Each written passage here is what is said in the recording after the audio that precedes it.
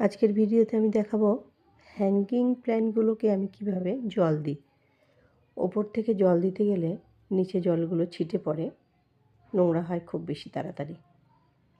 তাছাড়া আমি যেভাবে দেখাচ্ছি এইভাবে জল দিতে গেলে সারা গাছ স্নান করে ফ্রেশও হয় আর পুরো মিডিয়া খুব সুন্দরভাবে ভিজে ওঠে। তাতে করে শীতের দিনে অন্তত 7 দিন পর পর জল দিলে গাছগুলোর প্রবলেম হয় না, বরঞ্চ ভালো থাকে। সার দেওয়ার প্রসেসটাও ঠিক এই রকমই।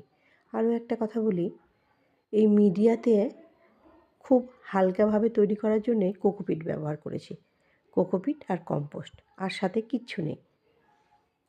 শুধু মাসে একবার ব্যালেন্সড এনপিকে 19-19-19 এই রকমই জলের মধ্যে গুলিয়ে জাস্ট 2 মিনিট গাছটাকে ডুবিয়ে ভিজিয়ে নিয়ে তুলে নিই।